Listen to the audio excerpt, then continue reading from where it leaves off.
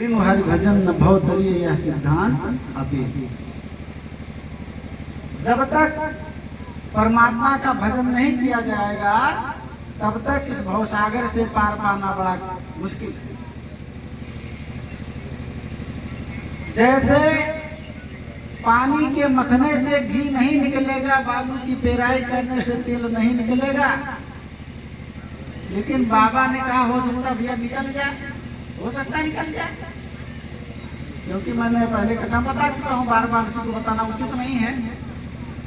कहते हो सकता है निकल जाए, लेकिन भैया बिनु हरि भजन न भवतरीय, बिनु हरि भजन न भवतरीय यह सिद्धांत।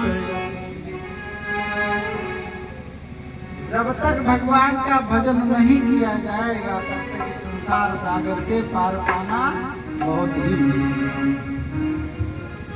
कल की कथा में आप लोगों ने ज्ञान, वैराग्य, भक्ति, उसके बाद में आत्मदेव विचरते हुए आत्मदेव सन्यासी की कथा आप लोगों ने सुना।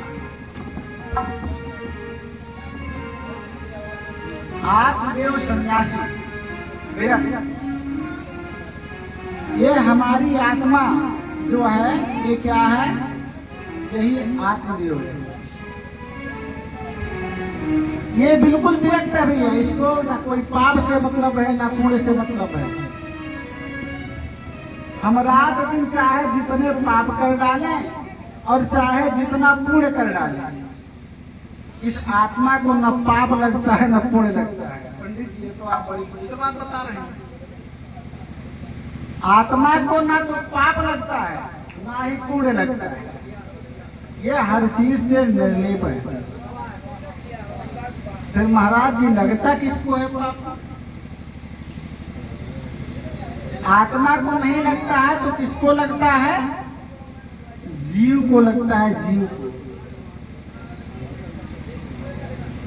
महाराज आप तो बड़ी मुश्किल बात बता रहे हैं। हमने तो सुना कि आत्मा को लग जाता है पाप। हमने तो ऐसा सुना आत्मा को पाप लगता है, लेकिन आत्मा को पाप नहीं लगता है।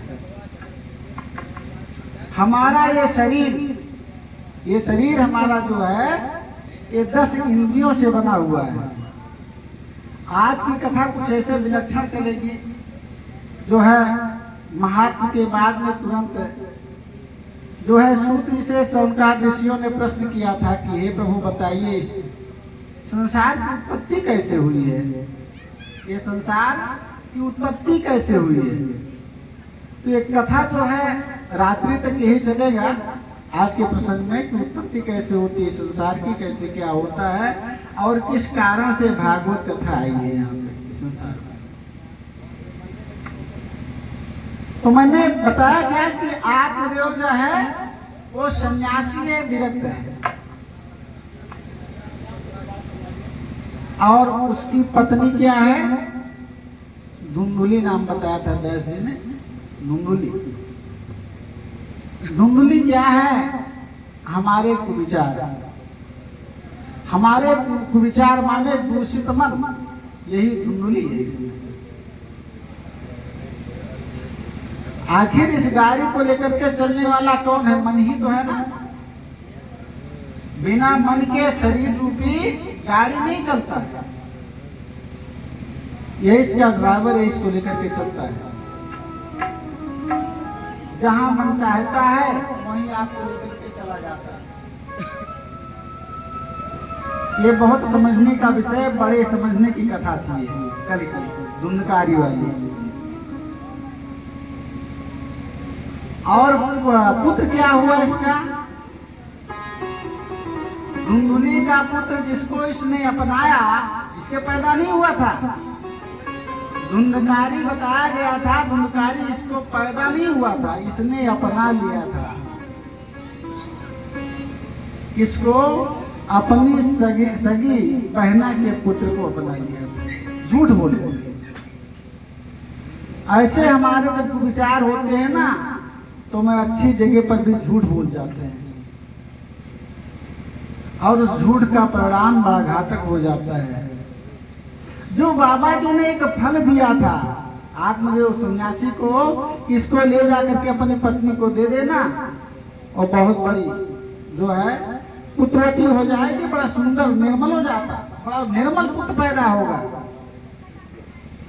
उसको क्या किया, बात नहीं माना, ले जाकर के किसको दे दिया, गैया को दे दिया। सहेलियों के कहने पर, ये सहेलियां कौन है, ये सहेलियां कौन है? यही सब इसमें, इस शरीर में ही सारी चीजें व्याप्त हैं। ले जाकर के गैया को दिया किस लिए, बाबा के परीक्षण के लिए, कि बाबा का परीक्षण हो जाएगा।